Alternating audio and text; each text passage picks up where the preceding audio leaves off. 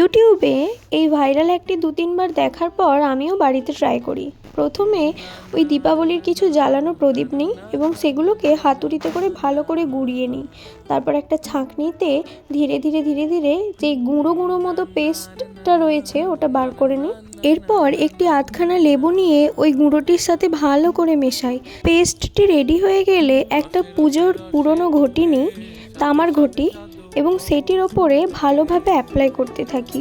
প্রথমবারে আমি লেবুর খোসাটি দিয়ে এবং ওই মিশ্রণটি দিয়ে ভালোভাবে তামার ঘটিটির ওপরে ঘষতে থাকি এবং প্রথমবার যেই রেজাল্টটা চোখে পড়েছিল ওটা আমি ক্যামেরায় ক্যাপচার করতে পারিনি, আমি বেসিনে যেয়ে ধুয়ে নিই এবং সেকেন্ড টাইম আমি আরও একবার একটা পুরনো ঘটি নিয়ে শুকনো মিশ্রণটি দিয়ে এবং ওই আধখানা পাতিলেবুটি দিয়ে ঘটিটির ওপরে ধীরে ধীরে দেখুন সেকেন্ড টাইমের রেজাল্টটি আপনাদের চোখের সামনে খুব ভালোভাবে তুলে ধরতে পেরেছি। হ্যাকটি ভালো লাগলে সাবস্ক্রাইব এবং লাইক করে দেবেন। আপনারাও বাড়িতে ট্রাই করতে পারেন।